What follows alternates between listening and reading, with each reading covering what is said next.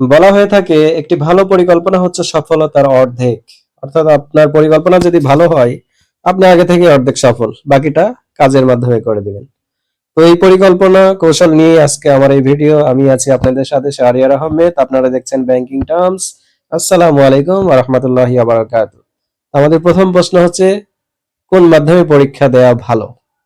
তো তার আগে বলে নিই, আমি যেহেতু টাইটেলই দিয়েছি যে প্রথমবারে পাশ করার কৌশল, তো এখন অনেকে হয়তো মনে মনে ভাবতেছেন, ভাই আপনি কি প্রথমবারই পাস করেছেন কিনা?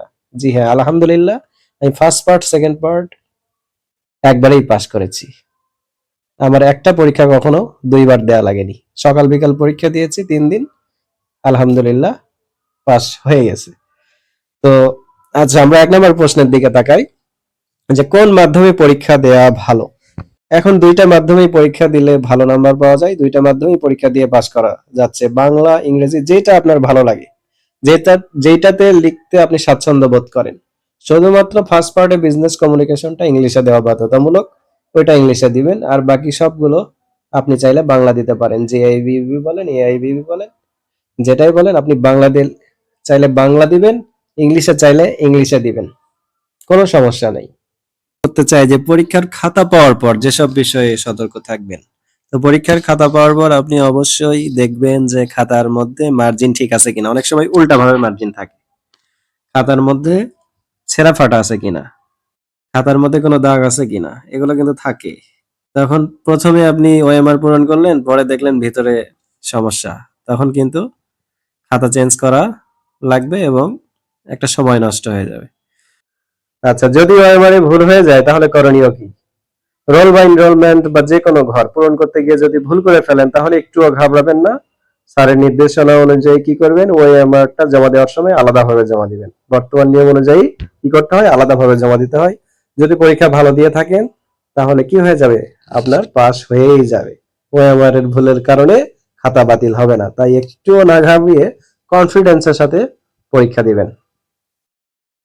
তো এইবার খুবই গুরুত্বপূর্ণ একটা প্রশ্ন, যে খাতায় কতটুকু লিখতে হবে। আমরা অনেকেই মনে করি যে অনেক লিখতে হবে, লুজ শিট না নিলে বোধহয় পাস হবে না, এই ধারণা ভুল। আপনি কি করবেন, টু দা পয়েন্ট লিখবেন। আমাদের কি করতে হয় পরীক্ষায়, প্রত্যেকটা প্রশ্ন নতুন একটা পেজে শুরু করতে হয়।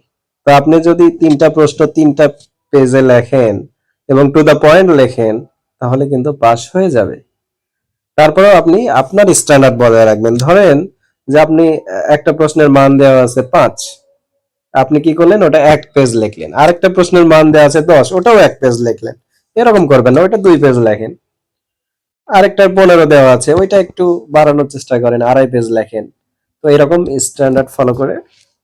আপনার স্ট্যান্ডার্ড ফলো করে আপনি পরীক্ষা দেন, কোনো সমস্যা নেই। টু দা পয়েন্ট আনসার করেন, ইনশাল্লাহ পাস হয়ে যাবে।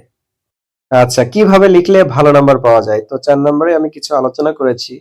তো এখানে আমি শুধু এটুকু যোগ করব, আপনারা কি করবেন, অপ্রাসঙ্গিক কোনো কথা লিখবেন না, প্রাসঙ্গিক লেখার চেষ্টা করবেন এবং পয়েন্ট আকারে লেখার চেষ্টা করবেন।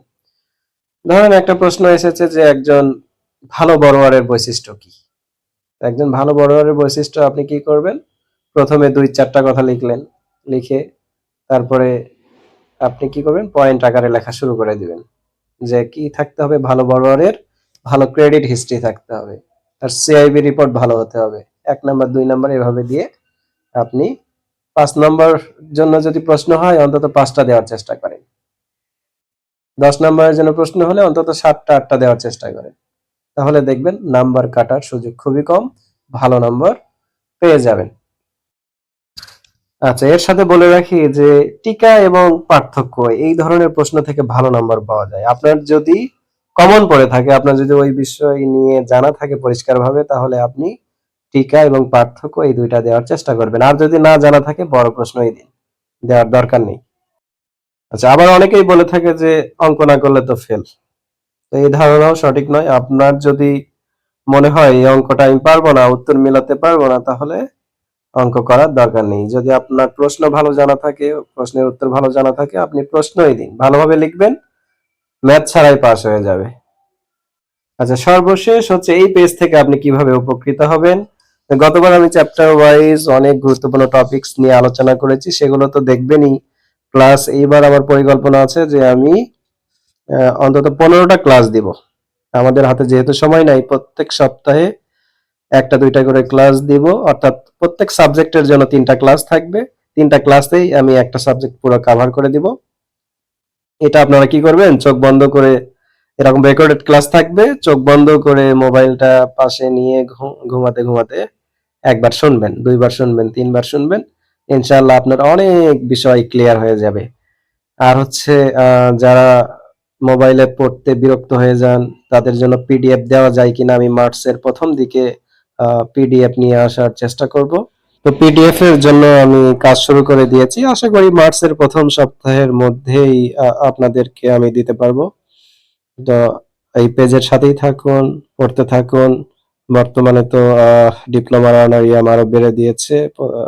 ফার্স্ট পার্টের জন্য 35,000, সেকেন্ড পার্টের জন্য 50,000, এবং প্রমোশনের জন্য এটা খুবই গুরুত্বপূর্ণ। তো আপনারা আহ, পড়তে থাকুন, আমার জন্য দোয়া করবেন, আমিও যেন সুস্থ থাকি, আপনাদের পাশে থাকতে পারি।